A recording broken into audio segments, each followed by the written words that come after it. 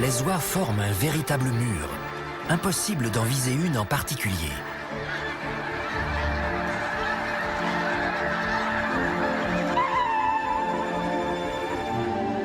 Il tente sa chance ailleurs. Et s'il volait le déjeuner d'un autre? Mais son rival a beau être jeune, il ne compte pas se laisser faire.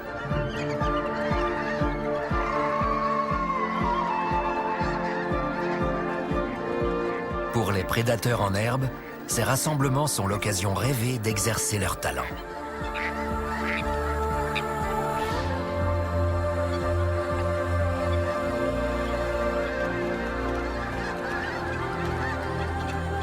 Mais grâce à leurs ailes courtes, les canards sont très rapides et ne cessent de damer le pion aux jeunes rapaces.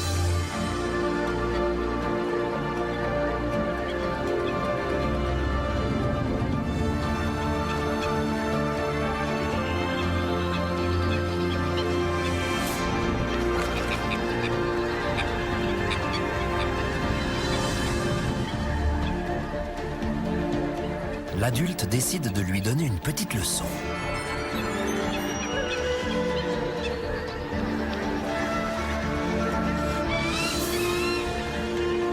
Le vrai savoir-faire demande des années d'entraînement. Un canard refait toujours surface. Un jeu d'enfant quand on sait s'y prendre. En observant les adultes, les jeunes pigargues qui suivront la nuée d'oiseaux vers le nord gagneront vite en expérience. Profitant d'un vent favorable, les oies des neiges se remettent en route.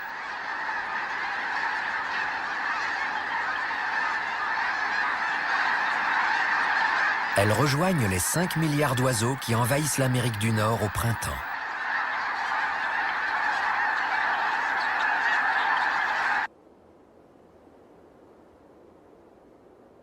Au-dessus de la péninsule de Basse-Californie, au Mexique, un autre rassemblement se prépare.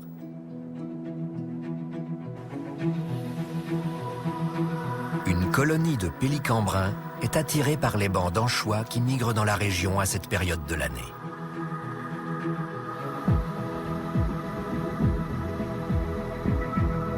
Ces petits ont encore beaucoup à apprendre. Ils comptent sur leurs aînés au plumage coloré pour leur montrer la voie.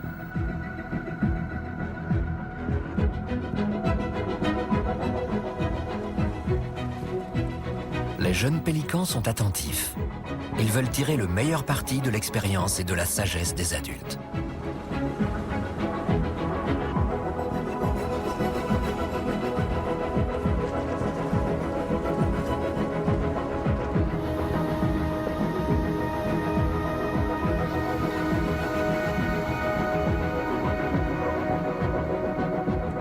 Il leur faut comprendre les habitudes des animaux marins qui peuvent les aider à se nourrir.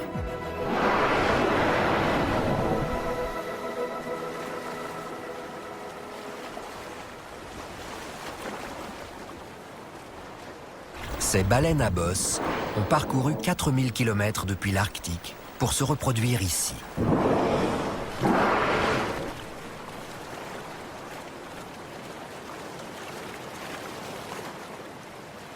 Pour les jeunes pélicans, c'est une découverte de plus.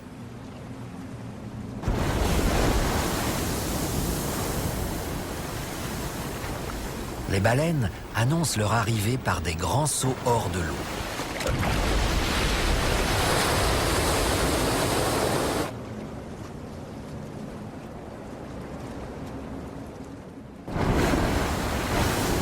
Difficile d'ignorer 45 tonnes qui font un plat.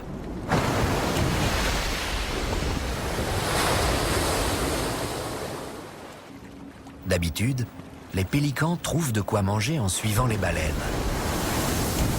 Mais aujourd'hui, ces géants des mers ont autre chose en tête. Les pélicans devront se rabattre sur un autre guide. En voici justement un qui surgit de l'eau sans prévenir. le diable de mer.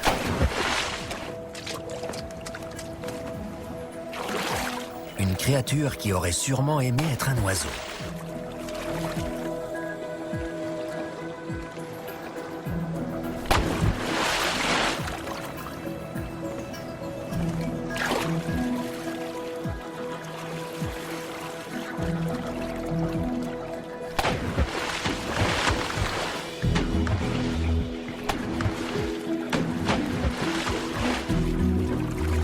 Nul ne sait pourquoi elle vole.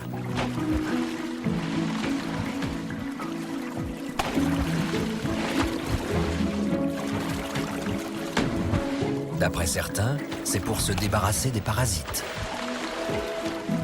D'autres pensent que les éclaboussures permettent de rabattre les poissons et le plancton, les rendant plus faciles à attraper. Mais peut-être volent-elles tout simplement parce qu'elles le peuvent.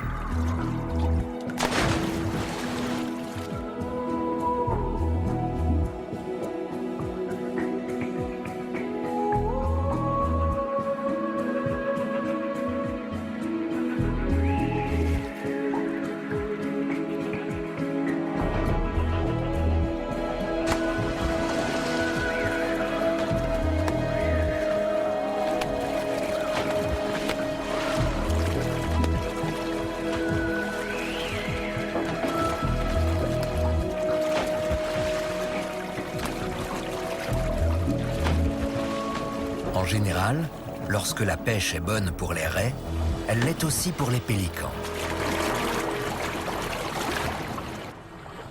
Leur poche peut contenir une dizaine de litres d'eau et plusieurs kilos de poissons. Elle s'étire vers le bas pour aspirer les poissons. Le pélican n'a plus alors qu'à fermer le bec. C'est le piège idéal. Mais il doit refaire surface pour avaler sa proie. Et c'est là que les choses se gâtent.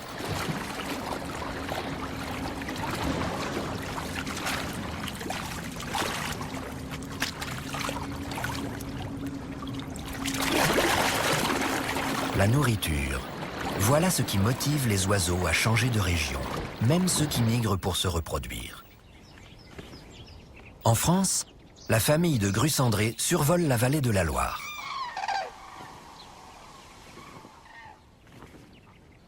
Pour ne pas dévier de leur trajectoire, les oiseaux utilisent un sens magnétique qui leur indique à chaque instant où ils sont.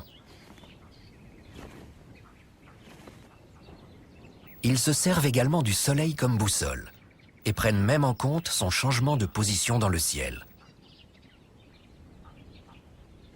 Mais malgré leur système de navigation high-tech, ils se fient surtout à leurs yeux. Année après année, ils utilisent les mêmes points de repère. Ici, le château de Chenonceau. Les oiseaux dont c'est le premier voyage ne l'ont vu qu'une fois. Pourtant, ils ne l'oublieront jamais. Un jour, ils utiliseront ce repère pour guider leur propre famille.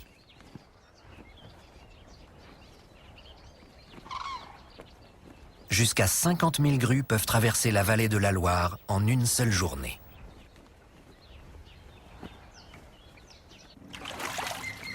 En contrebas, les rivières regorgent de truites frétillantes. Soudain,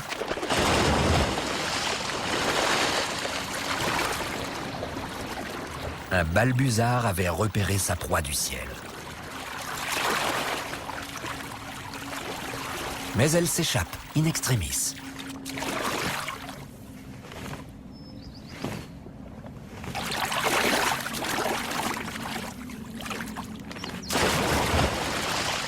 Il plonge à 80 km/h.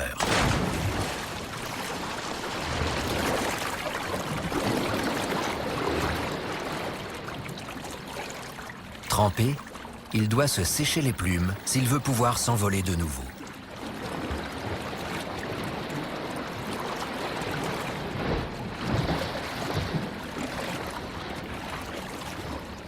Surtout avec une truite d'1 kilo entre les serres. Partie d'Afrique, Le Balbuzard a parcouru 10 000 kilomètres pour arriver ici. Mais l'abondance de nourriture est la plus belle des récompenses.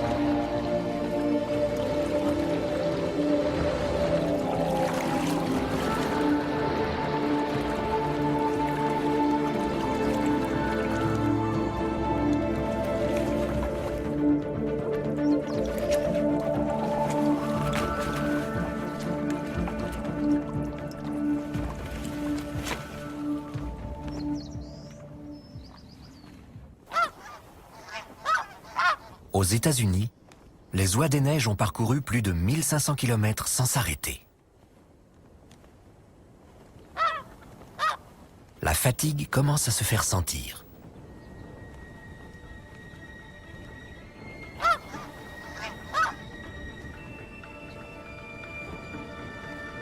Mais le plus difficile reste à venir.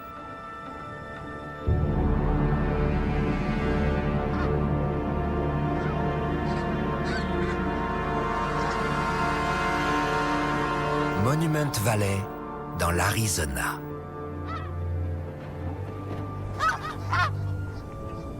Pour une famille au bord de l'épuisement, ce désert est un endroit semé d'embûches.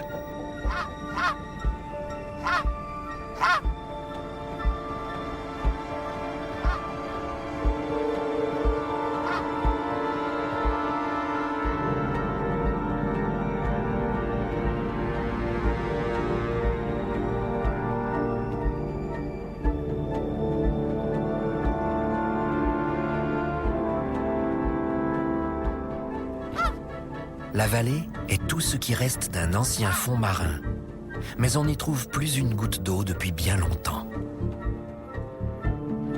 Les pics de grès rouges se sont formés sous l'action du vent et s'élèvent aujourd'hui à 300 mètres au-dessus du fond de la vallée.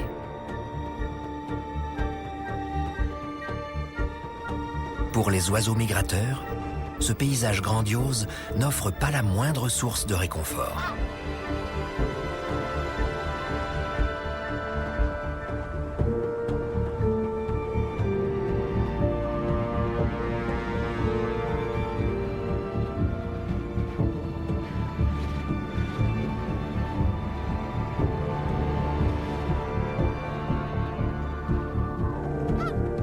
Malgré la fatigue des petits, les parents ont un plan de vol à respecter s'ils veulent atteindre leur destination à temps pour s'y reproduire.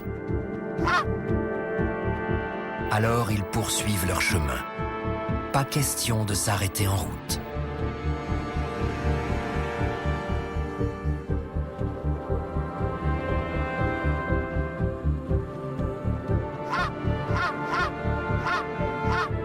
Soudain, la nature leur donne un coup de pouce inattendu. Les formations de grès font dévier le vent vers le haut. La famille parvient enfin à rejoindre le reste du groupe.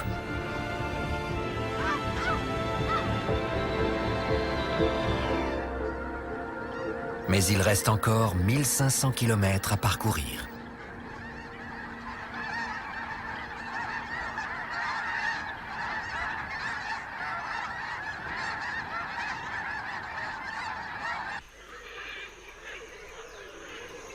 Le contraste avec la forêt tropicale amazonienne, au cœur de l'Amérique du Sud, est saisissant.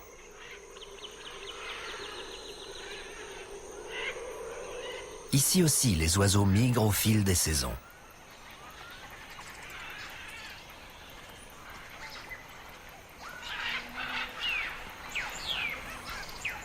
L'ara macao est une créature intelligente et d'une grande longévité. Peu d'oiseaux connaissent aussi bien que lui les secrets de la forêt tropicale.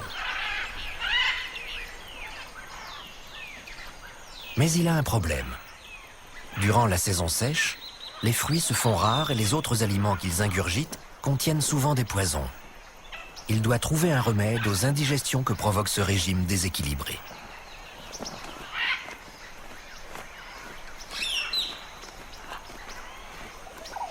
L'antidote se trouve le long de la rivière. D'autres oiseaux l'ont devancé.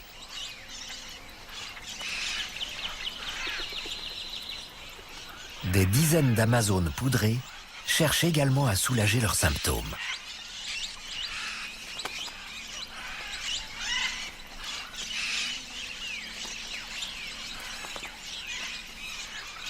Leur présence rassure les haras au plumage multicolore. Elle signifie qu'il n'y a pas de prédateurs dans les environs. La voie est donc libre et les haras s'attendent à ce que les amazones leur cèdent la place. C'est ce qu'elles font car elles connaissent leur rang dans la hiérarchie.